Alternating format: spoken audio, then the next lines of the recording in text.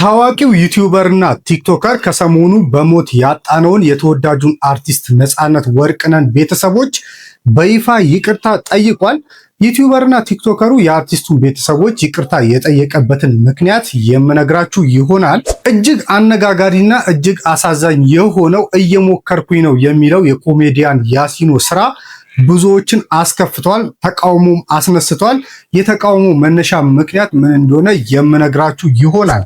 ታዋቂው አርቲስት ሱራፌል ተካ ከሰሞኑ የመኪና ሽልማት ማግኘቱ ይታወቃል እና አርቲስቱ ሁለት አካላትን በተለየ መንገድ ሲያመሰግን ተደምጧል። እናም አርቲስቱ በተለየ መንገድ ያመሰገናቸው እነማንን ነው የሚለውን በዚህ ቪዲዮ የምነግራችሁ ይሆናል። ሰላም ሰላም ውድ የቻናሌ ቤተሰቦች እንደምን ቆያችሁ? ዛሬም አዳዲስና ወቅታዊ መረጃዎችን ይዤ ወደ እናንተ መጥቻለሁ። ይህን ቻናል ሰብስክራይብ ያላደረጋችሁ ሰብስክራይብ ማድረጋችሁ እንዳትረሱ። ሰብስክራይብ ያደረጋችሁ ደግሞ ከስር የምትገኘዋን የደውል ምልክት በመጫን አዳዲስና ወቅታዊ ቪዲዮዎችን በመለቅበት ጊዜ በፍጥነት ወደ እናንተ እንዲደርስ ማድረግ ትችላላችሁ። ለዛሬ ወደ ያስኩላችሁ መረጃዎች እንለፍ። ለዛሬ ከያስኩላችሁ መረጃዎች መካከል የመጀመሪያው ታዋቂው አርቲስት ሱራፌል ተካ በቲክቶከር አዶናይ አማካኝነት የተጀመረለት ቻሌንጅ ተሳክቶ የመኪና ሽልማት ማግኘቱ እንግዲህ ታውቋል። እናም ያገኘው ሽልማት BYD ሴጉል መኪና ነው። ይህንንም ሽልማት ያገኘበት ምክንያት በቲክቶከር አዶናይ አማካኝነት ፖፑላር ኤሌክትሮኒክስን ወደ 1 ሚሊዮን ፎሎወር የማስገባት ቻሌንጅ ተጀምሮ እሱም ቻሌንጅ በመሳካቱ ምክንያት ነው። እናም አርቲስቱ በመድረኩ ላይ ሁለት አካላትን በተለየ መንገድ አመስግኗል። የመጀመሪያው ያመሰገነው በታክሲ በሚንቀሳቀስበት ጊዜ ያንን ቪዲዮ ቀርጾ ብዙ ሰዎች ጋር እንዲደርስና ትኩረት እንዲያገኝ በማድረጉ ያንን ናትናኤል የተባለውን ወጣት ያመሰገነበት ቪዲዮ ነው። ሁለተኛ ያመሰገነው አካል ደግሞ ኑቲ ዳሎልን ነው። ኑቲ ዳሎል በቲክቶክ እና በዩቲዩብ ስራው የምናውቀው ነው።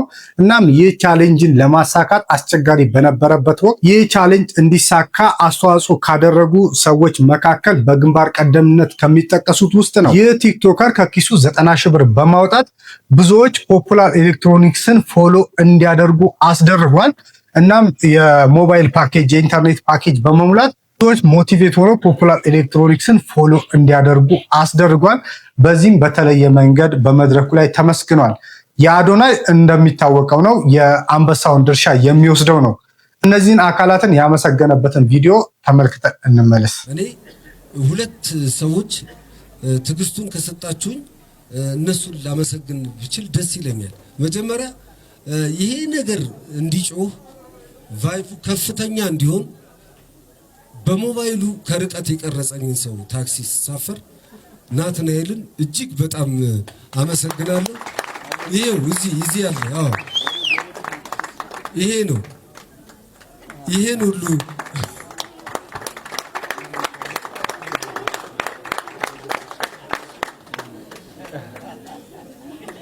በጣም ነው የሚገርማችሁ። እኔ ትንሽ ተሰምቶኝ ነበር ያኔ እንዴት ያለ ፈቃድ ይቀርጻል ምናምን ብዬ እና ብዙም ከዛ በኋላ ኮሜንቱን ሳየው እጅግ በጣም እኔ የሚያደንቁ የሚያከብሩ ሰዎች የጻፉት ነውና ምንም ኔጌቲቭ ነገር የለውም። ሁሉም ፖዚቲቭ ነገር ነው የተጻፈውና በዛ ተጽናንቼ ዝም አልኩ እንጂ መጀመሪያ ከርቀት ያነሳኝ እሱ ነው። በታክሲ ውስጥ ሆኖ ምናምን ነው ያነሳኝ እና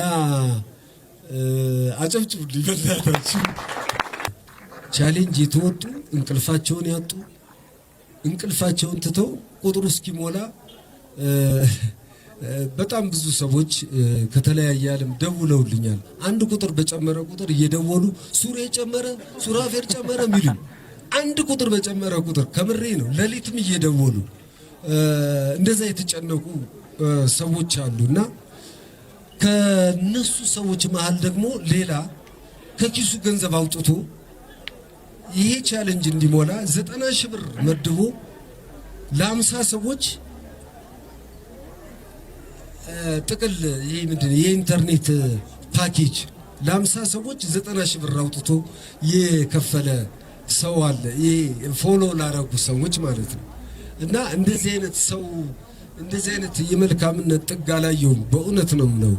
እና ይሄ ቻሌንጅ ብቻ አይደለም። እንግዲህ እንደተመለከታችሁት ነው አርቲስቱ በመድረኩ ላይ እነዚህን አካላት በተለየ መንገድ ሲያመሰግን ተሰምቷል። ቲክቶከሮች ይህ ቻሌንጅ እንዲሳካ አስተዋጽኦ ያደረጉት ቲክቶከሮችን በሙሉ አመስግኗል በመድረኩ ላይ። እነዚህን አካላት ግን በተለየ መንገድ አመስግኗል። አዶናይል ደግሞ ለሱ ከምስጋናም በላይ ነው፣ የአንበሳውን ድርሻ ይወስዳል ይህ ቻሌንጅ እንዲሳካ። እናም እኔም አርቲስት ሱራፌል ተካ ይህንን ሽልማት በማግኘቱ እንኳን ደስ አለ ልለው ፈልጋለሁ። ሌላው ሶሻል ሚዲያ ላይ መነጋገሪያ የሆነ ጉዳይ ኮሜዲያን ያሲኖ ቲክቶክ ላይ የለቀቀው እየሞከርኩኝ ነው የሚለው ቪዲዮ ነው።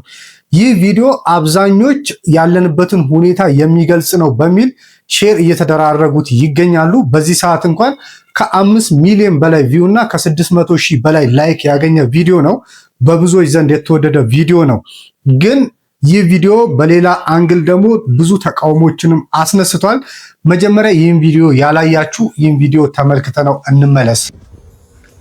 ሄሎ ሄሎ፣ ማነህ? ቤት ኪራይ ባለቤት አልነገረችም? ቤት ኪራይ 1 ወር ሳትከፍል 2ኛ ወር መጥቶብሃል። እየሞከርኩኝ ነው ትላለህ እንዴ? እየሞከርኩኝ ነው። ያንተን የቤት ኪራይ ልከፍል እየሞከርኩኝ ነው። የልጆች ትምህርት ቤት ልከፍል እየሞከርኩኝ ነው። የሚበሉት አጥተው እየሞከርኩኝ ባለቤት ለማውጣት ሰው አይደለ እንዴ? ይኸው ተመልከት። ይሄ የልጆች ጌም የሚጫወቱበት ልሸጥ እየሞከርኩኝ ነው።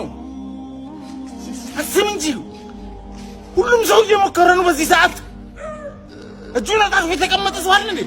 ታገሰኝ፣ በቃ እየሞከርኩኝ ነው።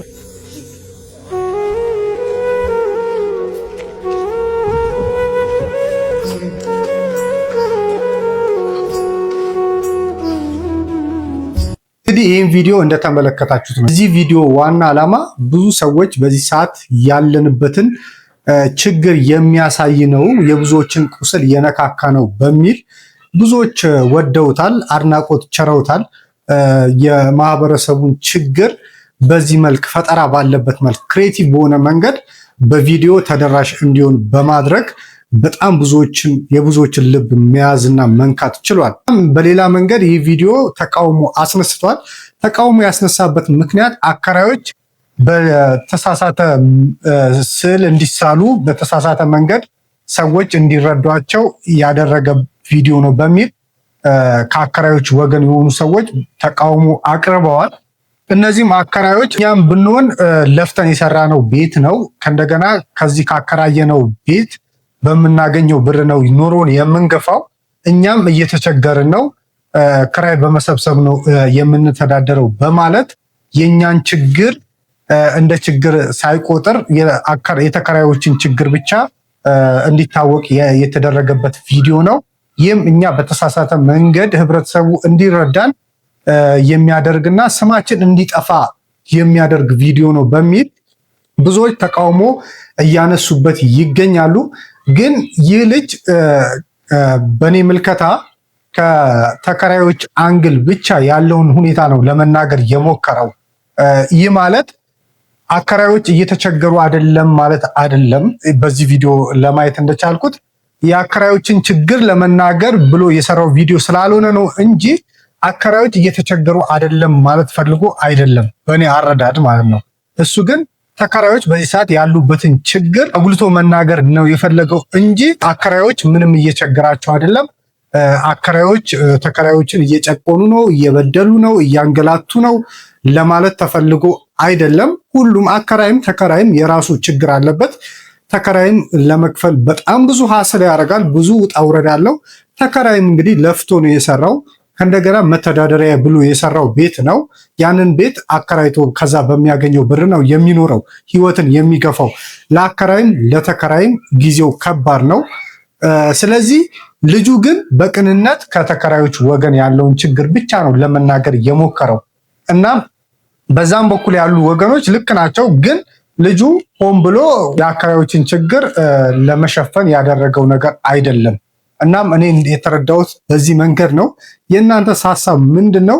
እስቲ ሀሳባችሁን ኮሜንት ላይ አስቀምጡልኝ። ወደሚቀጥለው ጉዳይ እንለፍ። ወደ ቀጣዩ ጉዳያችን ስናልፍ ሰሞኑን እጅግ ተወዳጁ አርቲስት ለብዙዎች የሳቅ ምንጭ የሆነ ያለ ልዩነት ብዙዎች የሚወዱት እጅግ ተወዳጅ አርቲስት ነፃነት ወርቅነህ በሞት መለየቱ ይታወቃል።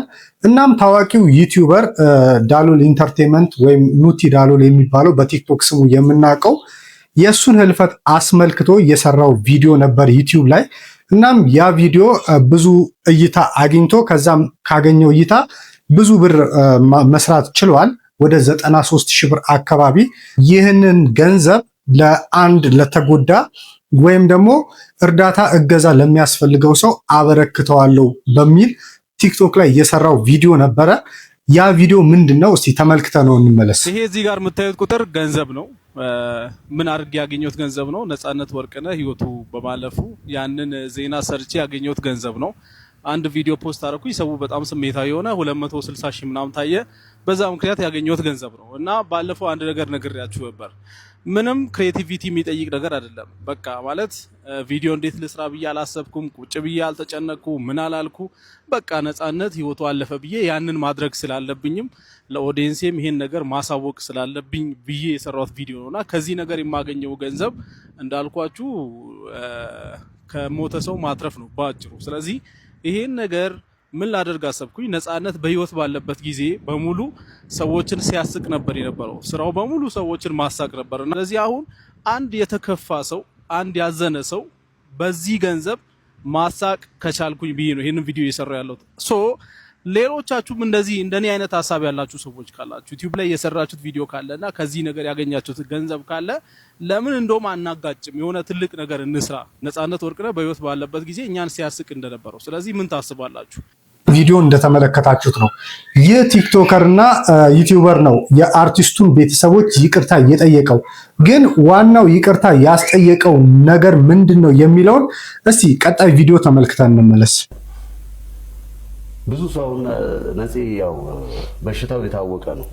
አሞት የነበረው በሽታ የታወቀ ነው። ግን ህንድ ሀገር ሄዶ በደንብ አገግሞ ለውጥ አይቶበት መጥቷል። በደንብ ማለት ነው። ሊቨር ነው እንግዲህ እሱ እንደዚህ አይነት በሽታ እሱን ሊገለው አይችልም። በዚህ በመጠጥ ማለት ነው። ባይዘ ነፂ ከመሞቱ ከሳምንት 10 ቀን በፊት ምን ብሎኛል? አስኔ አንተንም ትቀብረኝ ብሎ ምናምን ያው ስለምንቀላለድ ምናምን ብዙ ኧረ በስመ አብ ነፃነት ወርቅነህ በጣም ጨካኝ ሰው። አይዞህ አስኔ እየበርታ በል። እንግዲህ ቪዲዮን እንደተመለከታችሁት ነው እና በአርቲስቱ ህልፈት የተነሳ ሰርቼ ያገኘሁትን 93 ሺህ ብር አንድ ህመም የምትሰቃይ እህት አለች። እሷ ወደ ውጭ ሄዳ መታከም አለባት። ለዛ ህክምና በጣም ብዙ ብር ነው የሚያስፈልገው። ያንን ህክምና ለማሳካት ገንዘብ የማሰባሰብ ቻሌንጅ እየተደረገ ነበር። እናም ለዚች ልጅ ይህንን ብር ብሰጥ ብዙዎች ከዚህ አይተው ተነሳስተው ገንዘብ በቀላሉ እንዲሰባሰብላት ያደርጋል በሚል መነሻነት ይሄን ገንዘብ ለሷ መስጠቱ ይታወቃል። ግን ጉዳዩ ከዚህ ቀጥሎ ነው የሚመጣው። የአርቲስቱ ወይም የተወዳጁ አርቲስት ነፃነት ቤተሰቦቹ ምንድን ነው የተናገሩት የሚለውን እስቲ ሰምተን እንመለስ። ሁሉም ወዳጆቹም አድናቂዎችም የተለያየ ሰውም የተለያየ ነገር ቢል ከሱ ካላቸው ፍቅር ነው። ማንንም አልቀየም። እንደዚህ ያላችሁ ብዬ ማንንም አልወቅስም። አመሰግናለሁ ካላችሁ ፍቅርና ለሱ ካላችሁ ክብር የተነሳ ነው። ማንም የተለያየ ነገር ቢል እና ምለምነው ልጆቼን በሰላም ላሳድግ እሱን አጥቼ ቢሆንም ለልጆቼ ልኖር። አብራችሁኝ ሁኑ። አመሰግናለሁ። እናም ቪዲዮን እንደተመለከታችሁት ነው አርቲስቱ እዚህ ኢትዮጵያ ውስጥ በሚሰራው የተለያየ ስራ በሚያገኘው ገንዘብ ነው ቤተሰቡን አሜሪካ ሀገር የሚያስተዳድረው። እዚህ የሚያገኘውን ብር ወደ ዶላር እየቀየረ አሜሪካ ሀገር እየላከ ነው ልጆቹን የሚያስተምረው፣ ቤተሰቡን የሚያስተዳድረው። እዚህ ቤትም የለውም። ሲሞት አካውንቱም ላይ ብዙ ብር እንዳልነበረው ነው እየተነገረ የሚገኘው።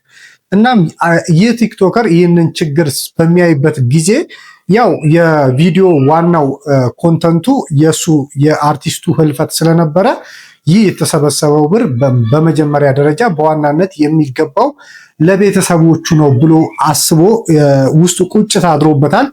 እናም በዚህ የጥፋተኝነት ስሜት ስለተሰማው የቲክቶከር እና ዩቲዩበር ኑቲ ዳሎል የአርቲስቱን ቤተሰቦች በይፋ በዩቲዩብ ገጹ ላይ የይቅርታ ቪዲዮ ሰርቶ ይቅርታ ጠይቋል። እና ምንድነው የአርቲስቱን ቤተሰቦች ለመደገፍ የተከፈተ ጎፈንድሚ ያለ ወደ 50,000 በላይ አካባቢ ዶላር ተሰብስቧል። እናም ቲክቶከሩ ከዚህ ጋር አያይዞ የእሱ ተከታይ የሆኑ ሰዎች እዚህ ጎፈንድሚ ላይ በመሳተፍ ገንዘብ ዶኔት በማድረግ ቤተሰቡን እንዲያግዙ እርዳታ እንዲሰጡ በማለት መልእክቱን አስተላልፏል። ይህ የፈጠረበት ቁጭት ነው ለዚህ ይቅርታ ያበቃው። ሰላም ሰላም ውድ የቻናሌ ተከታታዮች፣ ለዛሬ ያስኩላችሁ ወቅታዊ መረጃዎች እነዚህን ይመስሉ ነበረ። በሚቀጥለው ጊዜም እጅግ መነጋገሪያና ወቅታዊ የሆኑ ጉዳዮችን ይዤ ወደ እናንተ የምመለስ ይሆናል። ለዛሬ ቻው።